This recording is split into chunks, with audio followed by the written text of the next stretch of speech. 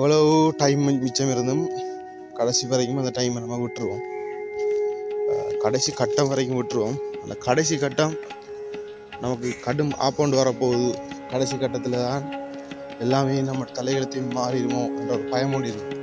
அந்த பயத்துக்கு பிறகு தான் அந்த ஒரு ஸ்பார்க் மாதிரி வர பயத்துக்கு பிறகு தான் நம்மளோட வாழ்க்கையில் நிறைய விஷயங்கள் நிறைய முடிவுகளை இன்றைக்கு எடுப்போம்.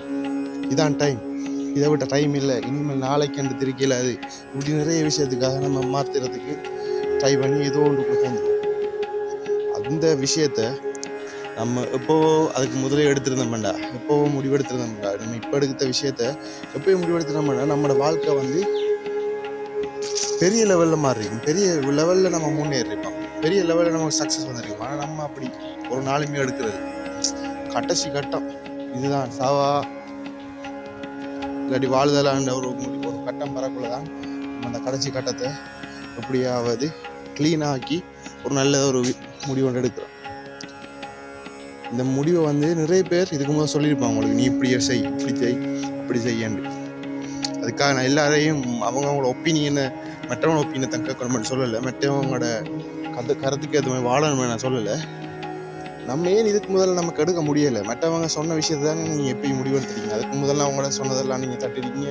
ஏன் நீங்கள் நினச்ச விஷயத்தையே நீங்கள் தட்டி விட்டுருக்கீங்க. நீங்கள் அதுக்கான ஒரு விஷயத்தை நீங்கள் ஃபாலோ பண்ணவே இல்லை. ஏன் இப்போ எடுத்தீங்க? ஒரே ஒரு காரணம் நம்ம இருக்கு. அந்த டைமில் உங்களுக்கு அது ஏதோ இப்படி இருந்தால் உனக்கு காணும், வாழ்க்கை இப்படியே போயிடுச்சுன்னா காணும், ஒரு சோம்பேறித்தனம் ஒன்று இருக்குது. அந்த டைமில் அந்த சோம்பேறித்தனத்தை உடைக்கிறதுக்கு ஏதோ ஒரு கஷ்டம் ஒன்று உங்களுக்கு தேவைப்பட்டிருக்கு. அந்த கஷ்டம் இப்போ வந்துருக்கு.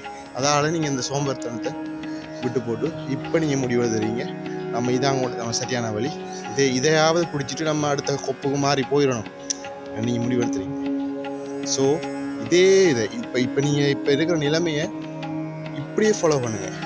இன்னொரு கட்டம் நமக்கு ஒரு கம்ஃபர்ட் ஜோனுக்குள்ளே விழும். அந்த டைமில் சரி என்று போட்டு எல்லாத்தையும் பழைய மாதிரியே விட்டுறாமல் இப்போ என்னது செய்கிறீங்களோ, இப்போ எப்படி முடிவெடுத்தீங்களோ, இப்போ எப்படி உங்களோட திங்கிங்கை நீங்கள் ப்ரொசஸ் பண்ணுறீங்களோ அதே ப்ரொசஸிங் அப்பையும் இருக்கணும். அப்படியே இருந்தால் நம்ம இன்னொரு கட்டத்துக்கு போகக்குள்ள, இன்னொரு காலம் வரக்குள்ள நம்ம அதை விட ஒரு பெரிய ஒரு சக்ஸஸான ஒரு இடத்துல நம்ம இருப்போம். ஸோ இதை முடிவெடுங்க. See you, bye.